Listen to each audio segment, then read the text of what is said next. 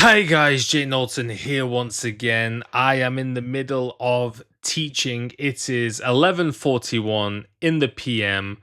My room is a mess, but my microphone's in the way. I'm not even bothering to set this up properly. I actually don't know if this microphone makes a big difference in terms of sound quality or whatever, but if you can hear my beautiful voice, maybe the microphone does make it better. However, I am annoyed. I don't know if I can say any swear words. YouTube has some strict policies I've heard, but I am very, very annoyed because I've talked on this channel a few times about the tensions between foreigners and Japanese in Japan are getting, obviously in Japan, are getting more and more strained. Japanese people are getting fed up.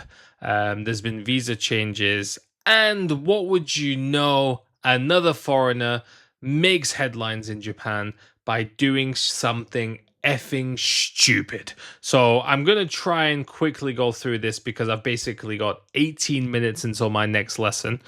I'm obviously not going to be able to edit this properly, so hopefully I can do this in one beautiful take. However, I opened X. Am I going to start calling it X regularly now? And similar to the video that I made, I think yesterday or the day before, about the guy from India who had basically gone viral for his press conference about being kicked out of Japan. Today's social media is completely flooded with this guy in a yellow costume. At first, I thought it was like a Lego costume from like not Lego, but there was a game called Dead Rising where you were in a shopping mall and zombies and stuff, and you could get like this little blockhead costume. I thought it was that at first, but basically, what has happened is there is a zoo in Japan which was very, very famous a few months ago, which I did make a video about, I think, where there was a monkey called Punch and he was being bullied and all of that stuff. It was like, blah, blah, blah. But this zoo is now famous again for a very different reason.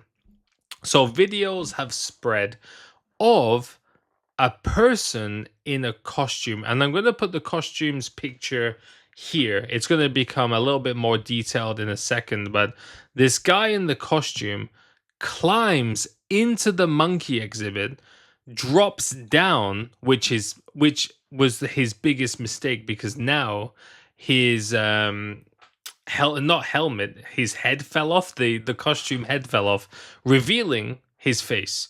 But basically, he jumped into the monkey exhibit. Who knows why? Well, I'm going to tell you why in a second. And then he's immediately caught by the monkey manager. I don't know terminology for this kind of stuff. And then he's escorted away. And this is absolutely pissed off Japanese social media and everyone. And me too, actually. Me too.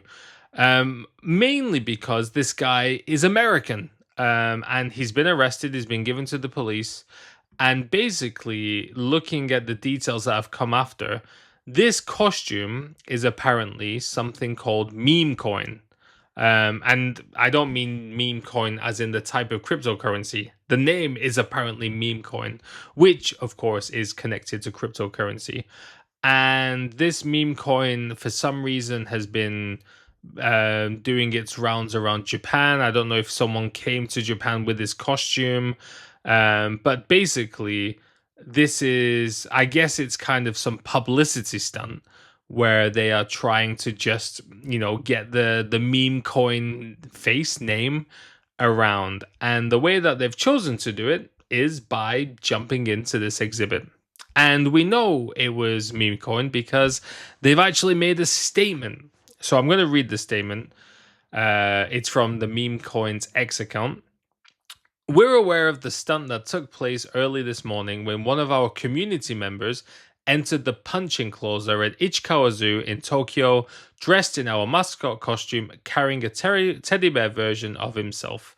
So they know it's Punch. So I guess it was targeted because that place has virality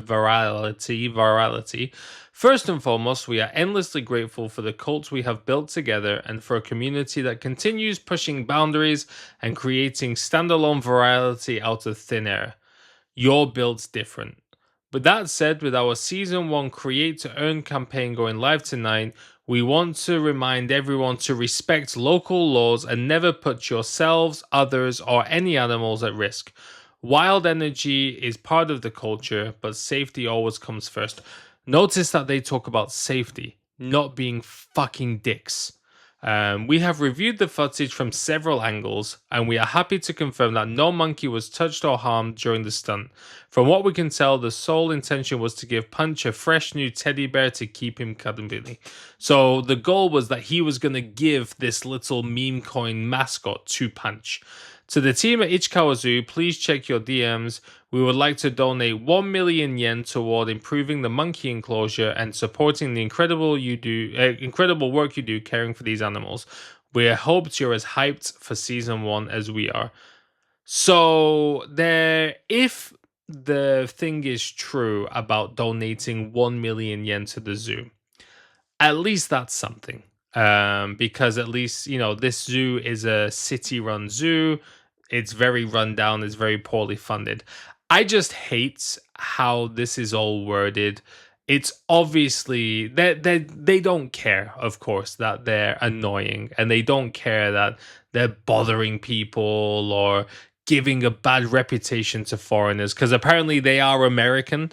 So again, this is just putting foreigners in the spotlight because it's difficult, right? Because they are American, they are foreigners, they are foreign. And I am a foreigner, but I live in Japan long term. I'm a permanent resident. And there's hundreds of thousands of you who live in Japan too. And we know, as people who live in Japan and pay Japanese taxes and take care of our communities and work with people in Japan, have family in Japan, go to Japanese schools. I'm part of my daughter's school's PTA. I do training for Japanese teachers. It's annoying when people just come in and do stuff like this. But I know that Japanese people, most people, can differentiate. But the issue comes when you have the people who cannot differentiate. There are going to be people out there who just say foreigners are bad, we need to get rid of foreigners, they're benefiting nothing to the country, we need to just get rid of immigration and make it only Japanese. Now, I know, and probably you know, that those people are also not good. However, we don't know what this is going to manifest into in the future. We already have the Sanseto Party and other right wing parties growing. There's more and more protests going on nowadays. They're kind of already developing that kind of Western rhetoric of they're holding protests, they're having counter protests, they're kind of going at each other on the videos, trying to block each other, trying to get in each other's way. They're actually really following Western social media patterns in that regard, which is scary in itself. And we don't know where this is going to lead in the future. They're already changing visa rules. They're adding different pricing for tourists and people who aren't from specific places. If this keeps happening, where is this going to go in the future? That's kind of what I'm afraid of, because we just really don't know how a lot of people are going to respond to this, because this is definitely going to feed into all of the right wing, anti immigration, anti foreigner stuff. And it's not just foreigners who do bad stuff in Japan. Of course, we know that. There's a lot of Japanese Meiwakuke YouTubers or Twitch streamers. Kick streaming is building its following in Japan as well.